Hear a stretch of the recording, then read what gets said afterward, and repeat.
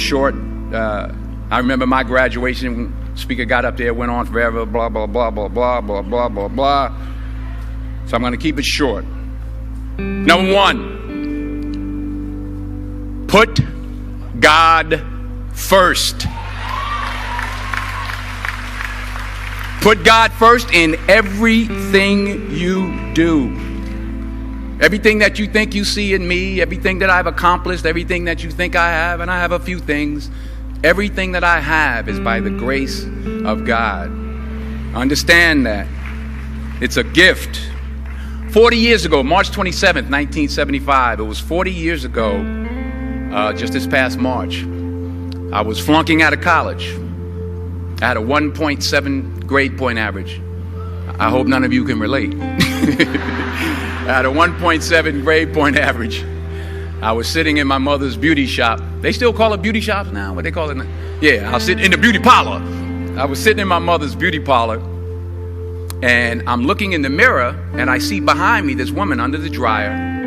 And every time I looked up, she was looking at me, just looking me in the eye. And I didn't know who she was, and I said, she said, somebody give me a pen. Give me a pencil. I have a prophecy. March 27, 1975. She said, boy, you are going to travel the world and speak to millions of people. Now, mind you, I flunked out of college. I'm thinking about joining the army. I didn't know what I was going to do, and she's telling me I'm going to travel the world and speak to millions of people. Well, I have traveled the world, and I have spoke to millions of people. But that's not the most important thing, the success that I had. The most important thing is that what she taught me and what she told me that day has stayed with me since. I've been protected. I've been directed. I've been corrected. I've kept God in my life, and it's kept me humble. I didn't always stick with him, but he always stuck with me. So stick with him in everything you do. If you think you want to do what you think I've done, then do what I've done and stick with God. Number two, fail big. That's right. Fail big. Today is the beginning of the rest of your life, and it can be very frightening. It's a new world out there. It's a mean world out there, and you only live once. So do what you feel passionate about. Take chances professionally. Don't be afraid to fail. There's an old IQ test, was 9 dots, and you had to draw 5 lines with a pencil within these 9 dots without lifting the pencil. The only way to do it was to go outside the box.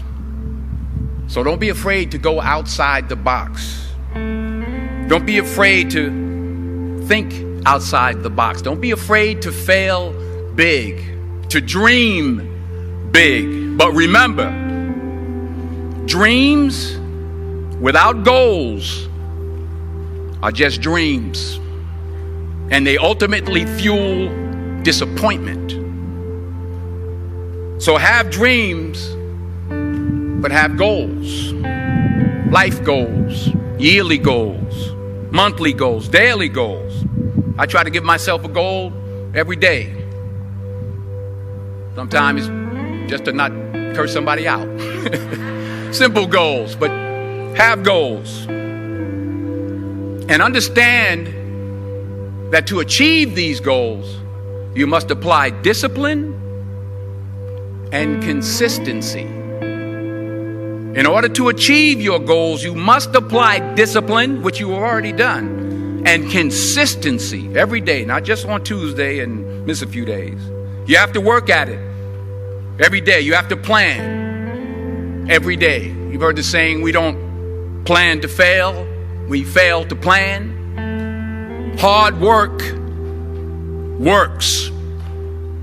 Working really hard is what successful people do. And in this text, tweet, twerk world that you've grown up in, remember, just because you're doing a lot more doesn't mean you're getting a lot more done. Remember that. Just because you're doing a lot more doesn't mean you're getting a lot more done. Don't confuse movement with progress. My mother told me, she said, yeah, because you can run in place all the time and never get anywhere. So continue to strive, continue to have goals, continue to progress. Number 3,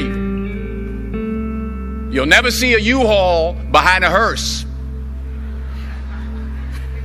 I'll say it again. You'll never see a U-Haul behind a hearse. I don't care how much money you make, you can't take it with you. The Egyptians tried it. They got robbed. That's all they got. You can't take it with you. And it's not how much you have. It's what you do with what you have. We all have different talents. Some of you will be doctors, some lawyers, some scientists, some educators, some nurses, some teachers.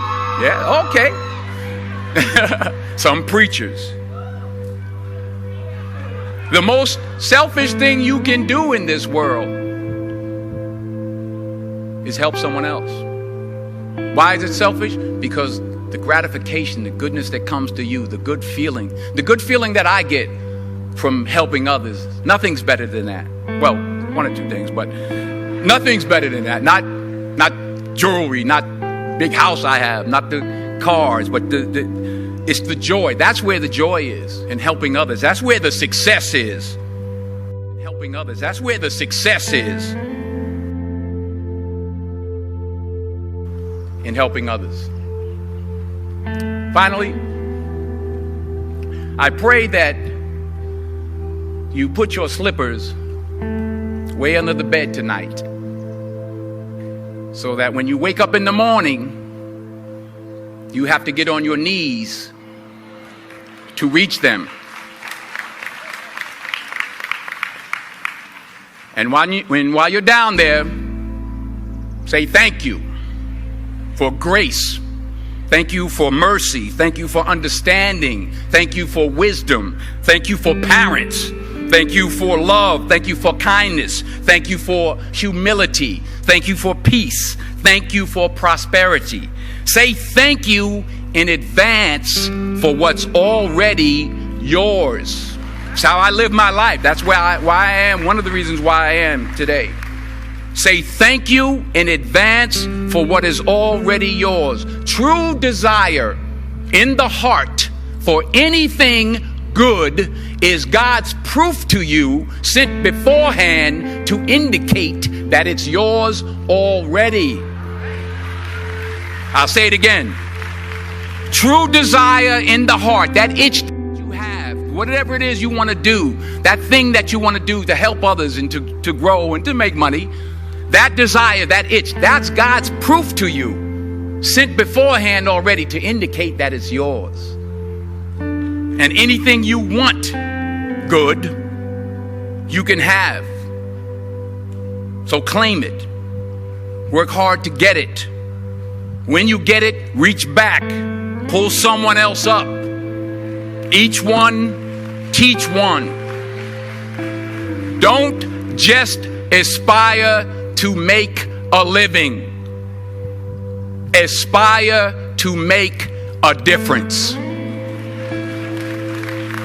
Thank you.